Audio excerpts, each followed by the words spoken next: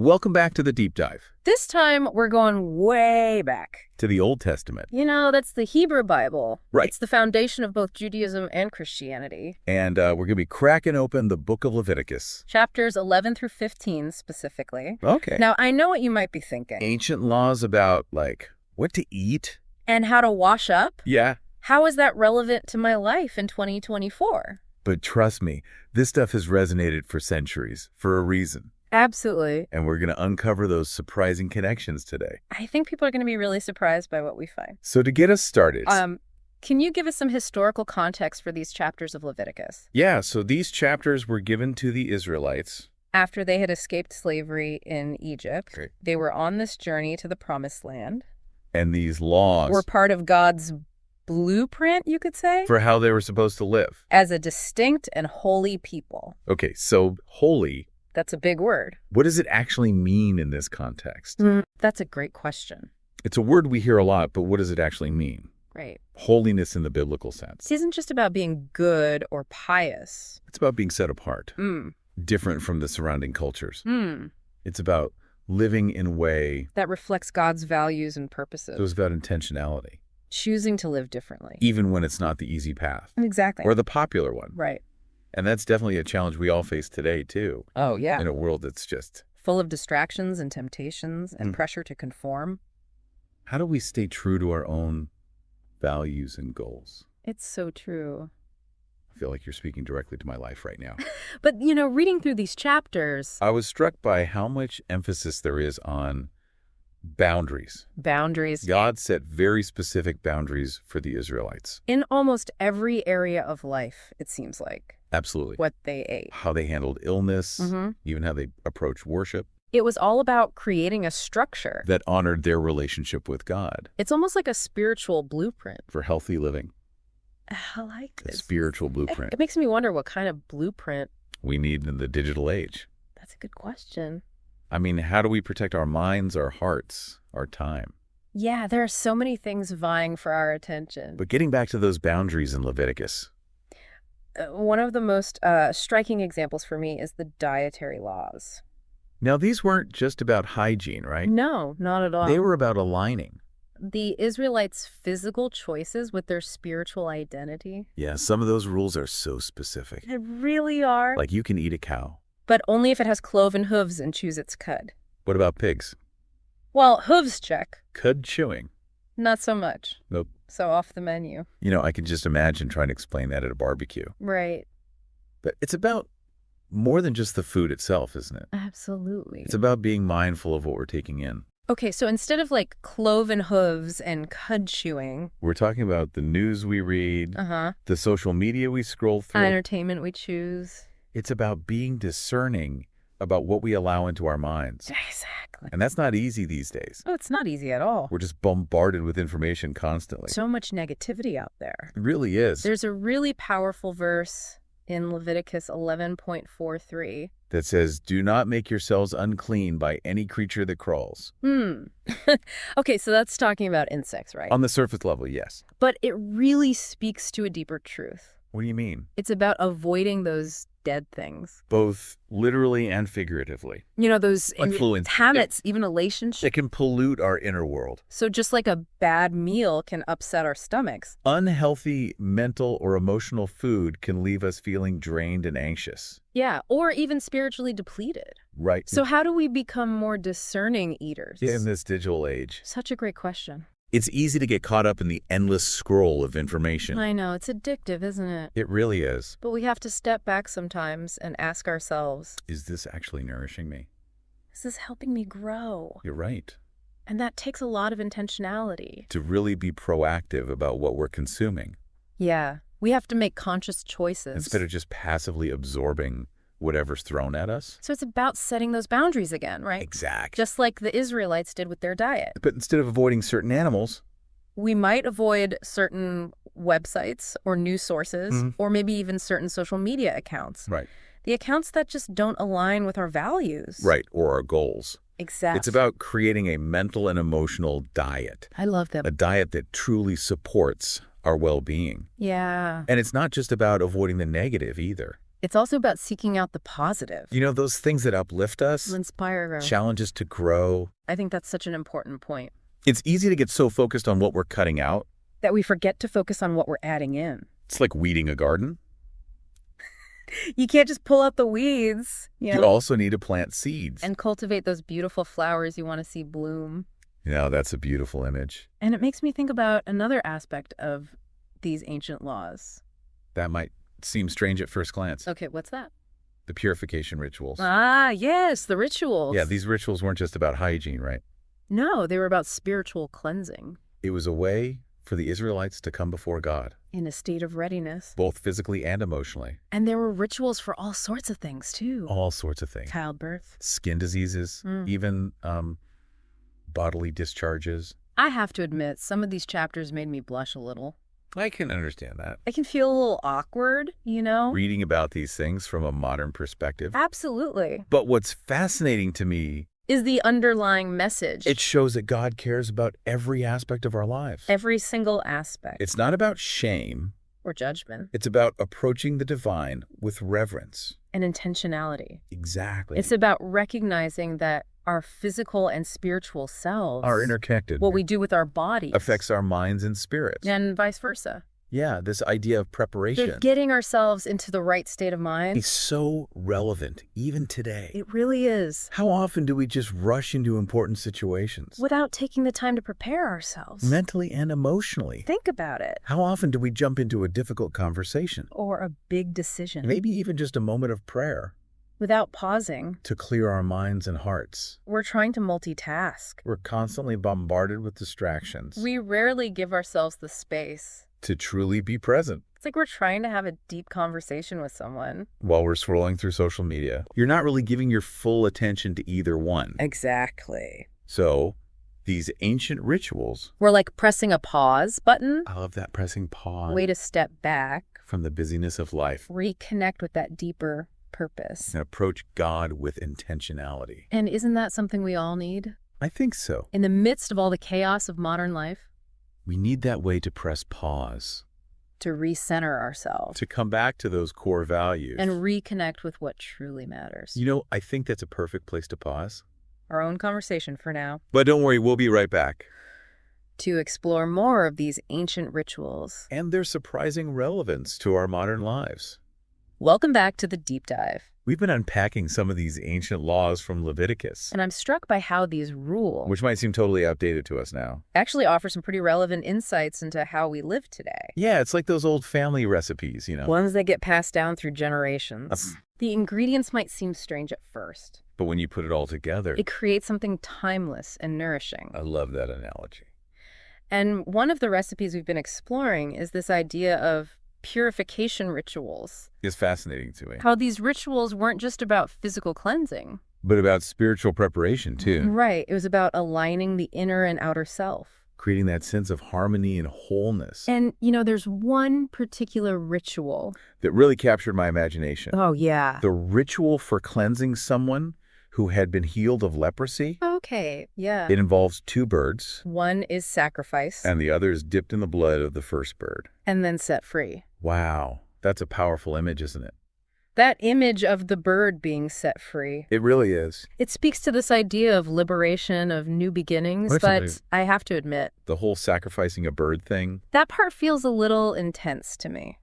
I can understand. It's definitely a different cultural context.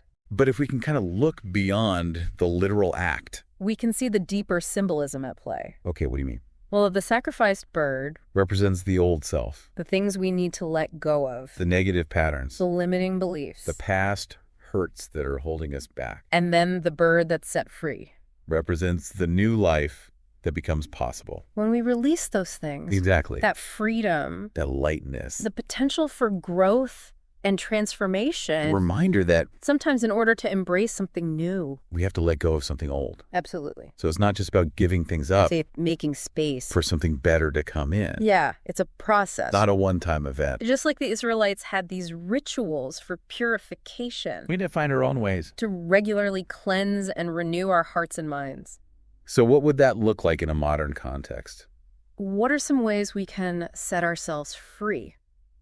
from those things that are weighing us down. Well, it could be anything, really. Anything that helps you release that negative energy. And reconnect with your inner peace. Okay, like what? Well, it could be meditation, Journaling? spending time in nature, Uh-huh. maybe creative expression. Even physical exercise. There are so many possibilities. It's about finding what works for you. What helps you feel more aligned and whole. Exactly. And it's also about being consistent. You know, just as the Israelites made sacrifices and offerings to God, We can make sacrifices or time and energy to really invest in our own spiritual and emotional health. That makes a lot of sense.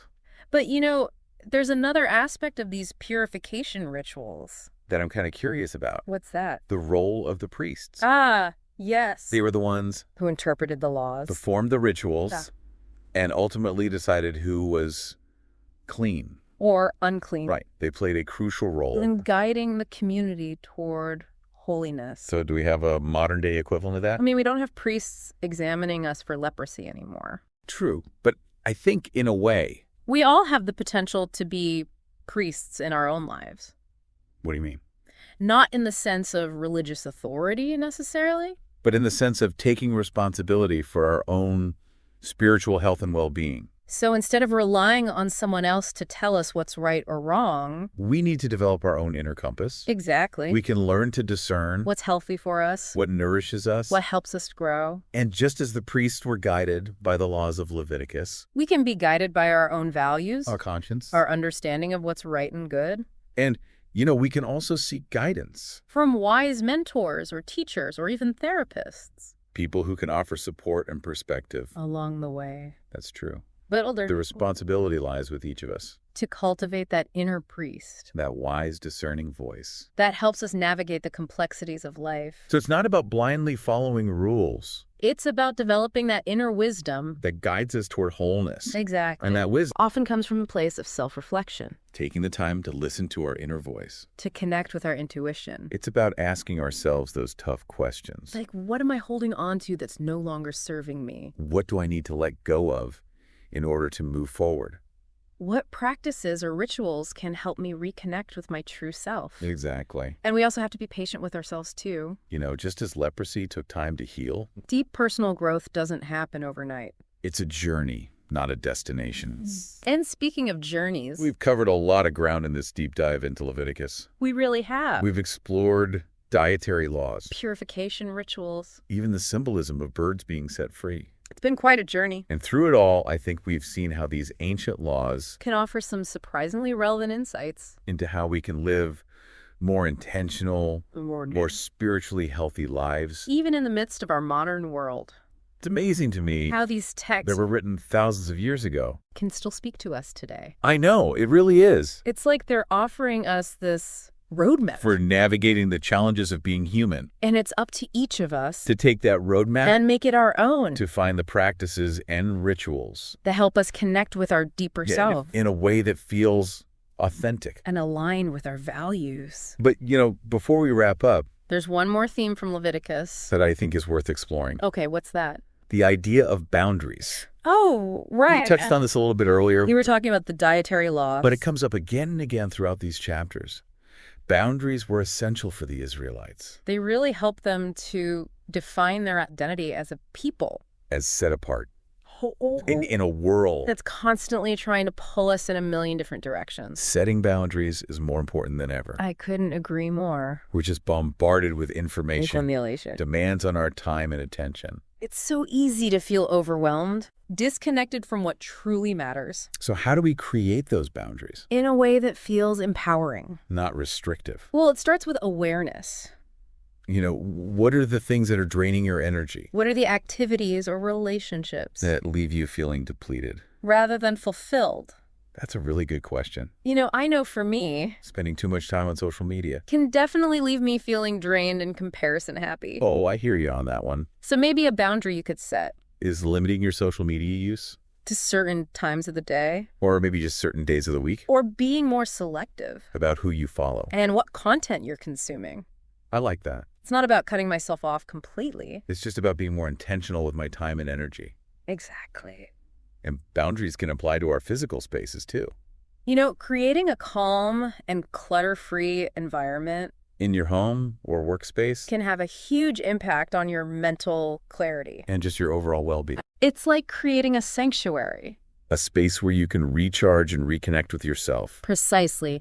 And remember, Setting boundaries is an ongoing process. it's not about achieving some perfect state of balance It's about being mindful of your needs. and making adjustments as you go And just as the Israelites had those rituals, to help them maintain their spiritual purity we can create our own ritual and practices, that support our well-being. whether that's through meditation, Journaling, spending time in nature, well, maybe even just taking a few minutes each day. to disconnect from technology and reconnect with ourselves. I love that. The key is to find what works for you. And to be consistent.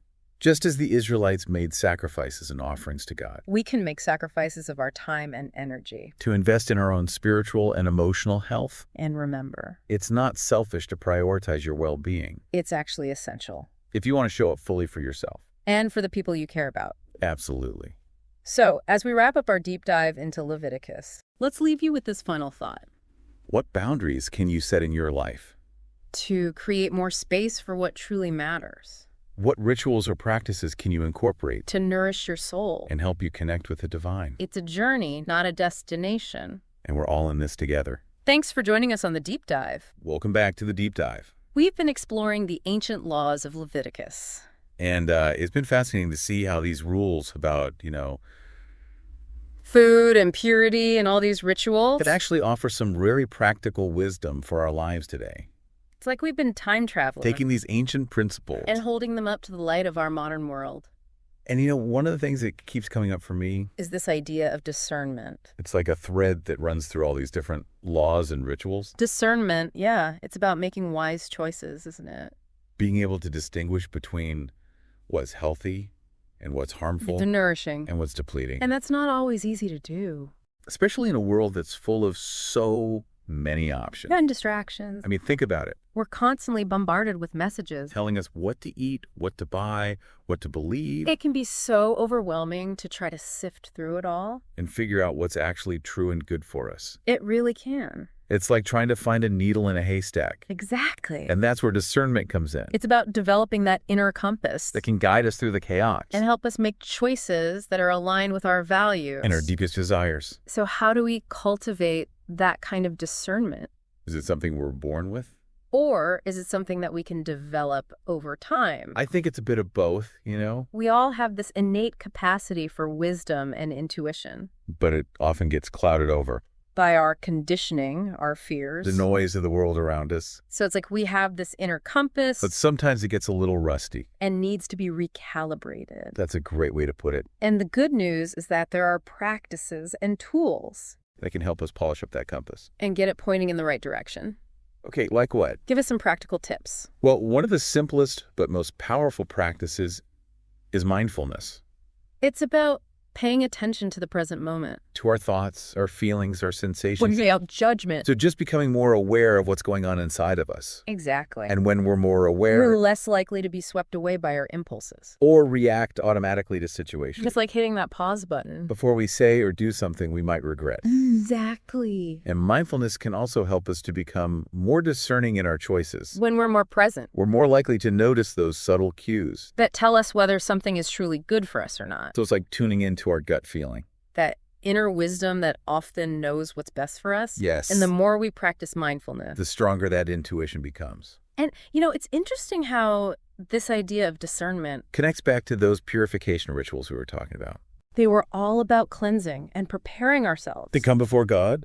And in a way, That's what discernment is all about as well, isn't it? it's about purifying our minds and our hearts. So that we can see more clearly Make wiser choices. and live in a way that's more aligned with our deepest values. It's like creating a sacred space within ourselves Where we can connect with our intuition. and receive guidance. Exactly. And that space doesn't have to be physical either. It can be anywhere, As anytime. long as we create that intention. And the mental stillness to access it. So as we wrap up this deep dive into Leviticus, It seems like we've come full circle. from these ancient laws about food and purity, Through modern day practices of mindfulness and discernment. It's amazing how these seemingly disparate threads can weave together into this tapestry of wisdom. that's as relevant today as it was thousands of years ago. And it's a reminder That the journey of spiritual growth is ongoing. it's not about achieving some perfect state of enlightenment. But about continually refining our discernment. Deep